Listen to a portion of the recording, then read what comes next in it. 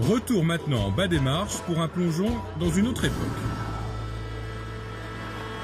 Il y a des lieux qui semblent toujours avoir existé.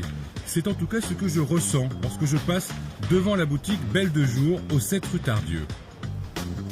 Ce petit monde insolite, comme détaché du temps, n'est pourtant pas si vieux. Il a été créé de toutes pièces il y a 25 ans par Marie-Christine Vandamme, une passionnée de flacons aussi rare qu'enchanteurs.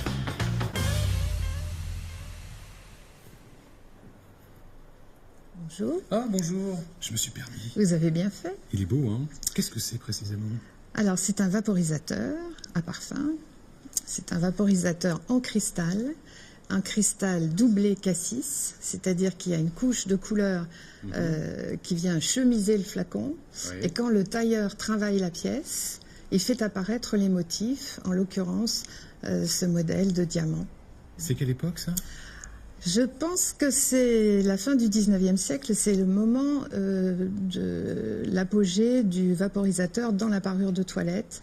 Dans les années 1850, il va soigner les maladies respiratoires, donc il a une fonction de soin. Ah, je crois que c'était pour se parfumer. Pas du tout. Après, il apparaît chez les barbiers, chez les coiffeurs. Et c'est à la fin du 19e que le vaporisateur prend toute sa place avec le développement de la parfumerie. En tout, vous avez combien de pièces dans les vitrines? Alors, dans les vitrines, il y a entre 30 et 50 pièces, mais dans le magasin, il y a des centaines de pièces. Forcément. Et c'est réparti comment? Par style, par époque?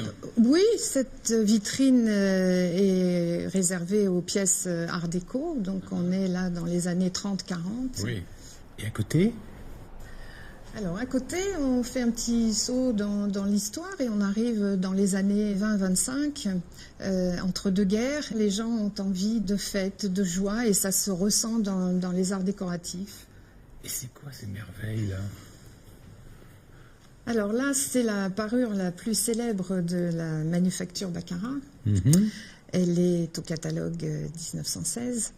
Elle présentait entre 20 et 30 pièces. Ça veut dire quoi, c'est une parure? Une parure, ça veut dire tout le nécessaire pour la toilette de l'élégante à la fin du 19e. Ah oui, ça veut dire que quand on est une femme élégante, on a au minimum ça? Non, on a le choix. Ah, on a le choix. Il y a dans la parure, bien sûr, la coupe à peigne et la coupe à brosse. Ça c'est un minimum, il faut avoir ça pour poser son peigne. Oui, parce qu'on passe de longues heures à se brosser devant sa parure, devant son miroir. Et ça? C'est pour les bijoux aussi? Ça, c'est le porte-brosse à dents que maintenant on peut utiliser pour mettre des bijoux. Mais oui. Ou sa brosse à dents.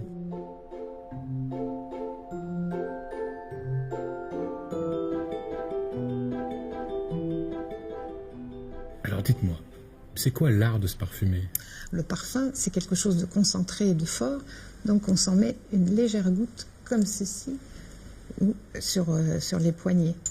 Là où passe le sang, c'est ça? Absolument, et on ne se vaporise pas. On se vaporise pour l'eau de toilette. D'accord. Quelque chose de plus léger, comme ceci. Il y a un geste. À cette distance. Bon, ça c'est le minimum, quoi, qu'il faut. C'est le minimum, voilà. Puis on mettait ses bijoux aussi, comme ça.